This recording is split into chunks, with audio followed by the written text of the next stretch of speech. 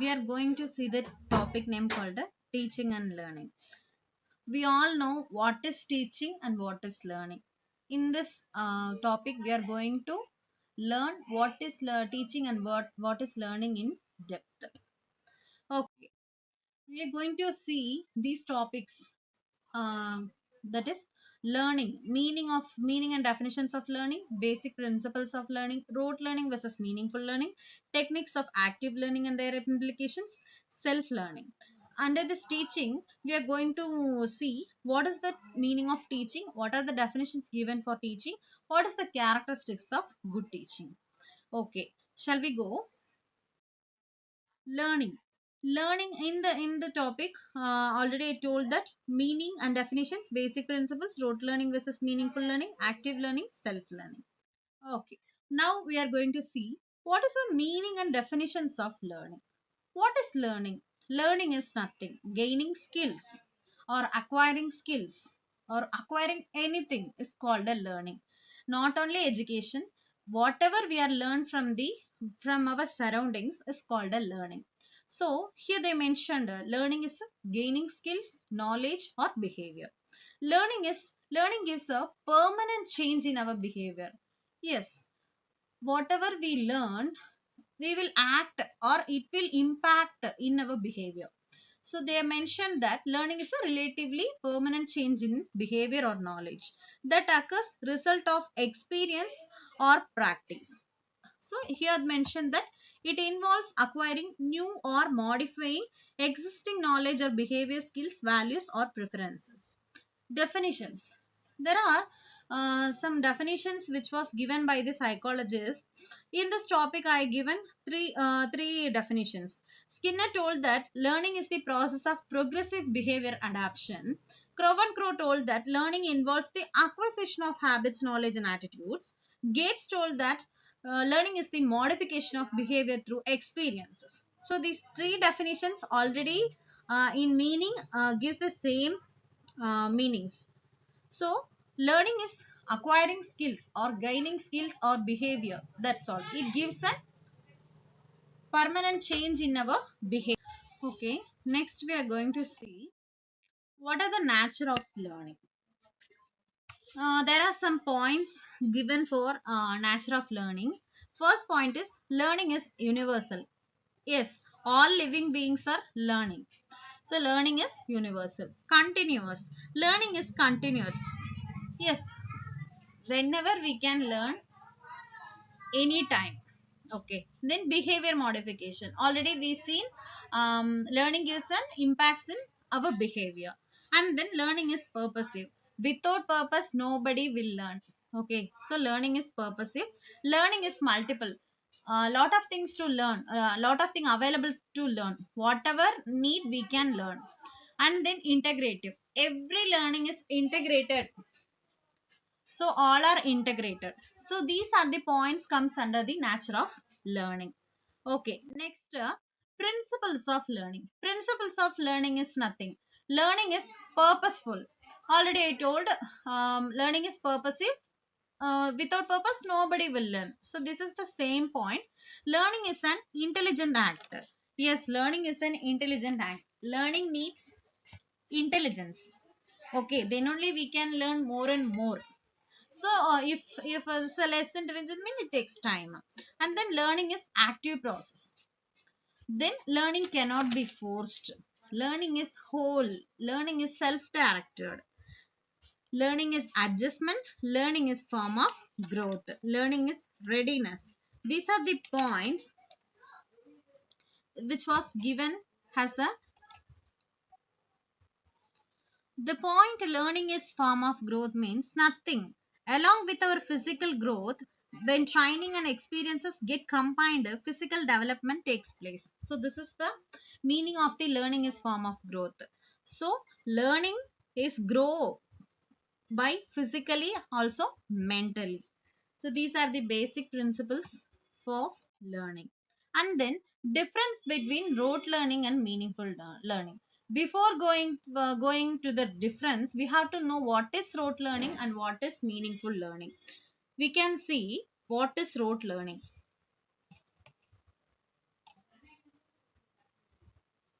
Rote learning is a passive activity. Meaningful learning is an active. Okay.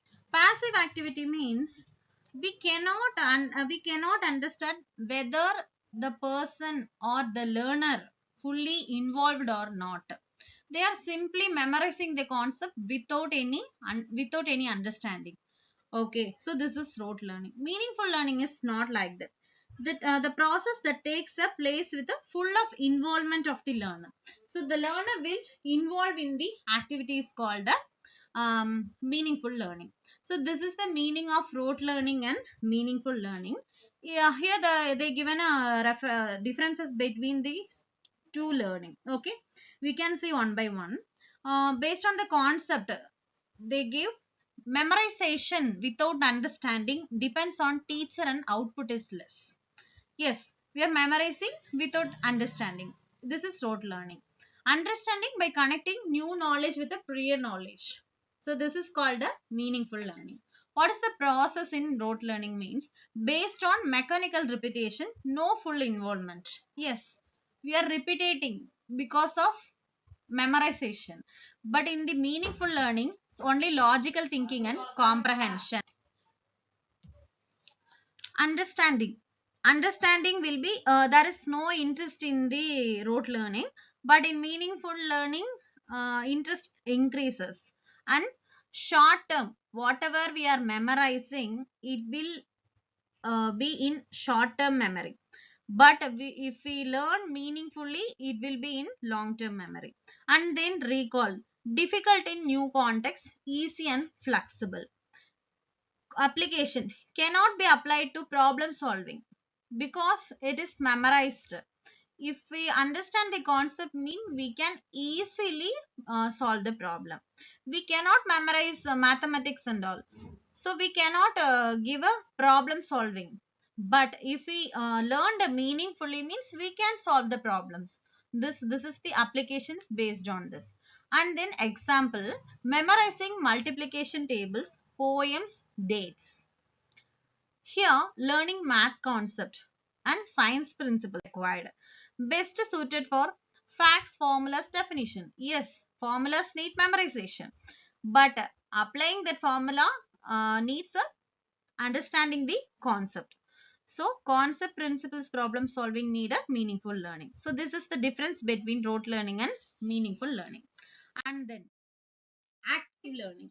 So we know what is rote learning, what is meaningful learning. Okay, what is this active learning? Any idea? Active learning was introduced by R.W. Ravens. He was introduced this concept active learning. Active learning is nothing. Students involving himself actively to understand the concept. That's all. So here mentioned active learning is a teaching method where students are actively involved in the learning process rather than passively receiving information. Okay, rote learning is a passive activity. So this is opposite for rote learning. Okay, what are the key features for active learning? Students engage in activities. So automatically, if a students engage in activity, it means they promote higher order thinking, critical thinking, problem solving. So these are the applications in the active learning. Discussion, they will discuss, then they will solve the problems because they are actively involved in the studies. So there is no risk for problem solving and everything. Okay, these are the things is the key features. Rooted in constructivist learning theory, enhances critical thinking, problem solving and social skills, improves engagement and retention of knowledge. Okay, rooted in constructivist learning theory. What is constructivist learning theory? Constructivist learning theory is nothing. We are learning from the existing knowledge. So we are learning a new concept from the existing knowledge. So connecting a new knowledge and existing knowledge is a constructivist learning theory. Okay, these are the key features of learning theory. And then nature of active learning. What are the nature of active learning? Already we see nature of learning. This is nature of active learning. Same point, purposive, and then reflective, negotiated, and then critical, complex, situation driven, engaged. These 7 points, which was given by Berners 1989, he suggested the 7 points for nature or characteristics of active learning. Purposive. Purposive means what? Already I told, without purpose, nobody will learn. If we have a purpose, we will learn. Then only we can give our full involvement in the studies. So, this is relevance of the task to facilitate students' meaningful learning. And then reflective. Reflective is students' reflection. What the teacher teaches, students reflecting that. So, this is called a reflection. And then negotiated is students and their teachers negotiated the goals and methods of learning. And then critical, students critically analyzes the different ways because they are actively involving and discussing the concepts, so they will think critically. And then complex, students compare learning tasks with the complexities existing in real life and making reflective analysis. And then selecting the learning task according to the needs of a particular situation. That is called a situation driven. Based on the situation, we are selecting the concept is called a situation driven. So these all are possible in active learning only. When we need to select the situation mean we have to think whether it suits or not. So active learning takes place. And then engaged, yes, we are actively involving in the task, so we are always engaged in the studies. So these are the nature of active learning. And then techniques of active learning. What are the techniques of active learning means there are a lot of techniques available in active learning. Some of the techniques I mentioned here: think, pair, share, role playing, simulation, jigsaw puzzle, peer review or debate, discussion, case study, game based, brainstorming, problem solving, mind mapping. These are the techniques I mentioned here. Active learning, these are the another techniques: minute paper, daily assignments, reading quiz, clarification passes, Socratic, student summary, fishbowl, finger signal, flashcard, discussions. Okay, we can see what are the things which are comes under the active learning techniques. First, I am going to explain fishbowl method. What is fishbowl method? Fishbowl method is used to a small group of students discuss the topic while others observe. Later roles have changed. This is called a fishbowl method.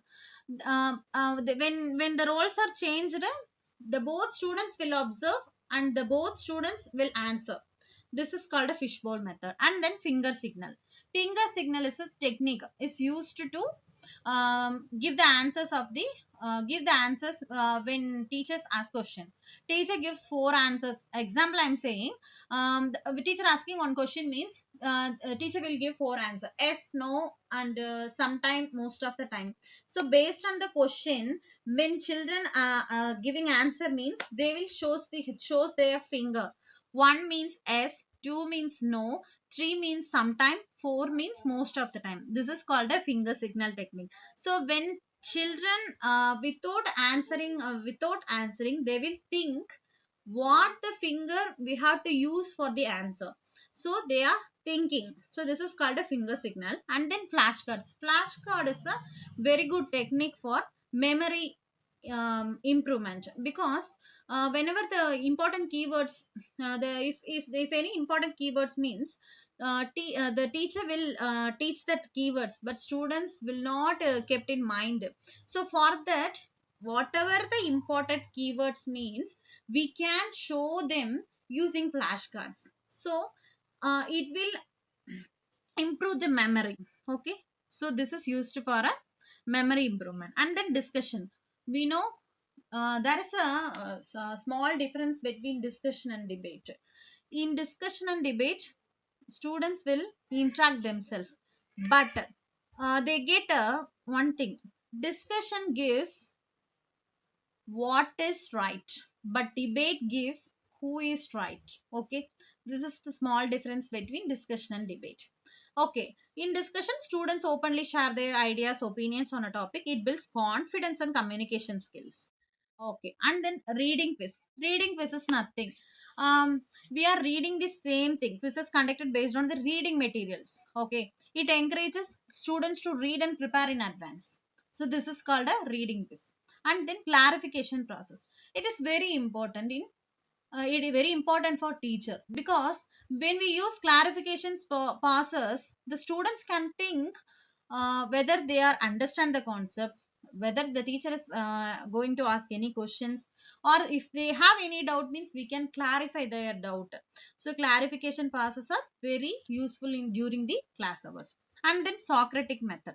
Socratic method is used to students to ask questions. It helps students think deeply and developing reasoning skills. In Socratic method, the teacher will try to elucidate the expected answer by asking questions. Teacher will ask the question to the students.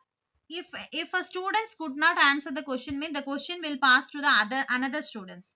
So he will answer something, and then if again it is not expected answer, mean it will pass to the another students.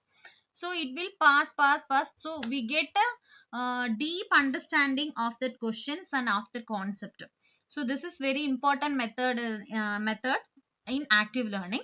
And then student summary. Student summarizes the lesson in their own words. If the student is summarize the lesson in own words means we can clearly know that whether the student is understand the concept or not, what are the difficulties in this concept he faces. So it is a very helpful method of understanding of student. And then discussion. Case study. Already I told what is discussion. Case study means nothing. Case study is a investigation deeply whether he faces any challenges, or what are the findings we used for a case study, and what we get remedies. These are the things calls comes under the case study. So we can improve him or his her from the problems. So this is called a case study. And then game based learning or brainstorming. Game based learning is nothing. We are teaching the concept based on the games, so they can easily understand the concept. And then minute paper is nothing. When we are teaching means we can ask the student to write the summary of that class, whether he understands or not. What is the difficult part in the concept? What is the questions arises? So these are the things the student can write in the paper. So teacher can easily understand whether the students understand or not. Again, we need remedial teaching or not. Okay, daily assignment. Daily assignment is nothing. So daily homework. So we can easily understand the concepts. And then think, pair, share. Think, pair, share means student first think about a questions individually, then discuss it with partner or friend or peer group. Then finally share the ideas with the whole class. It's called a think, pair, share. And then role playing and simulation. Students act out real life situations. This is role playing, and this helps them understand concept through experience and practices. Okay. And then problem solving and mind mapping. Problem solving is a main technique in active learning. Students solve problems or create mind maps to connect ideas. So they are getting clarity on the concept using mind maps. And then jigsaw puzzle. Jigsaw puzzle is nothing. The topic is divided into parts. Each student learns one part. Students then teach their parts to others, promoting cooperation. Jigsaw puzzles. So, jigsaw puzzle, we already know jigsaw puzzle is small pieces from a cardboard, then joining them appropriately is called as jigsaw puzzle. So puzzle. So puzzle method, the students are dividing the topics into parts, and they are discussing the topic. Peer review or debate. Students review each other's works or take part in debates. So we can easily understand whenever we find others' mistakes, we are learning more things. Okay, so this is peer review and debate. Okay, the next topic is called as self-learning. We know what is rote learning, what is meaningful learning, and what is active learning. What is self-learning? Self-learning usually refers to the process of acquiring knowledge, skills, or habits independently.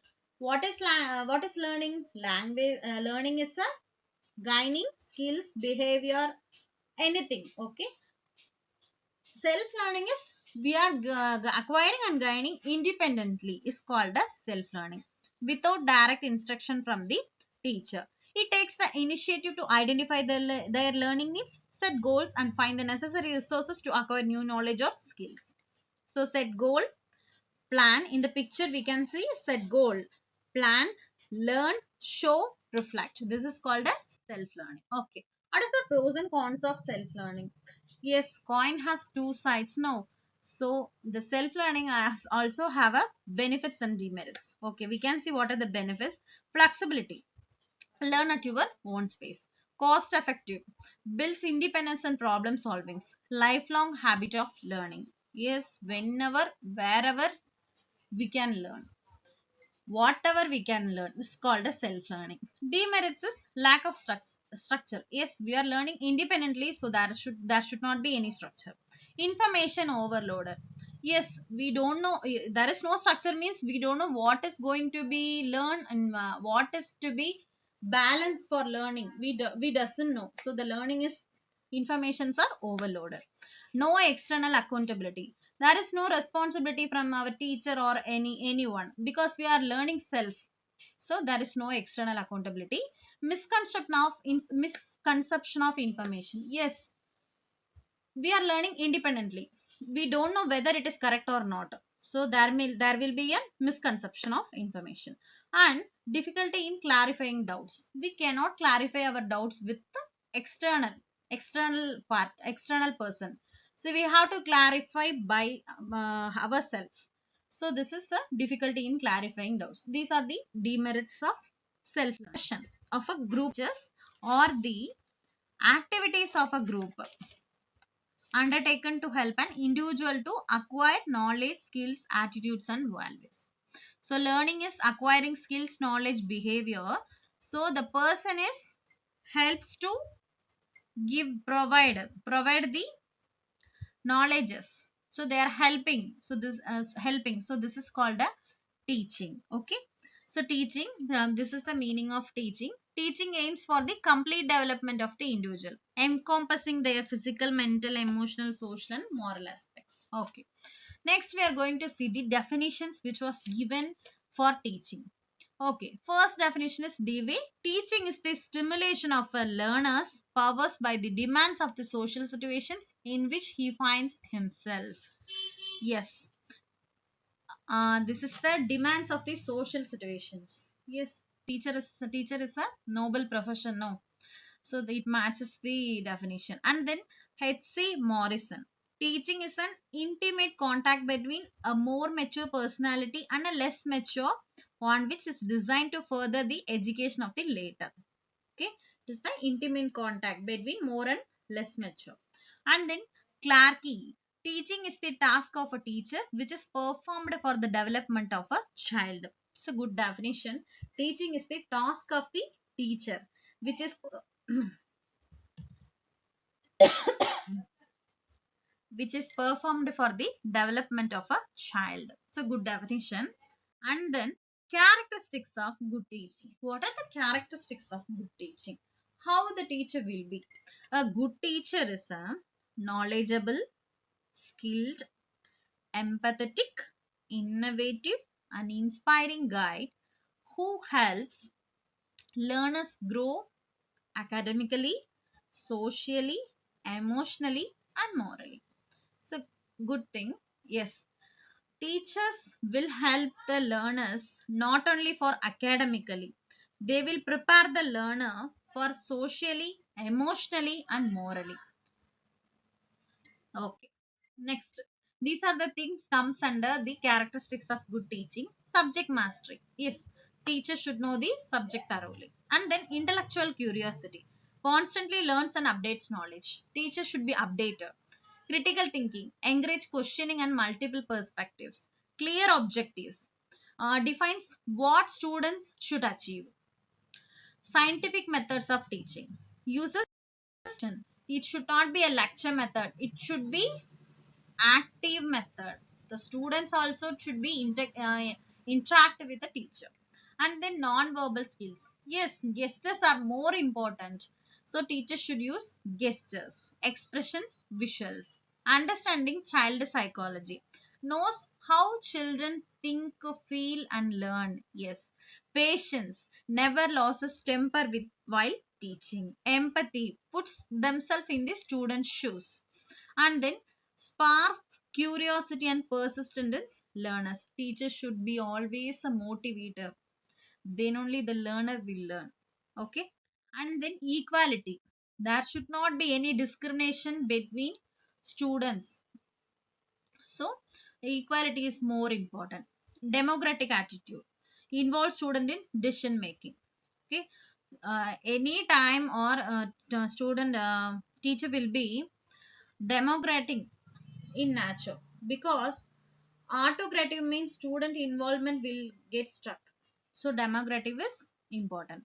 And then role model, okay, values education, creativity, flexibility, innovative use of resources, encourages originality, discipline with care, engagement, time management, conflict resolution, diagnostic, formative, summative. These are the things. Constructive feedback. Next, tech savvy, use smart boards. Teachers should know technologies. Blended learning encourages digital literacy, ethical standards. Teacher should honest, responsible, and trustworthy. It's very important thing. And then commitment, responsibility. Teachers should be accountable for students' learning. And then continuous professional development, periodically or continuously updating their knowledge. Collaboration, works with the parents, colleagues and community. So we are responsible for these people. And then confidence, confidence is most important. Enthusiasm, so passion for teaching. Sense of humor, makes learning enjoyable. Approachability, inspire lifelong learning. Character building, leadership. Thank you.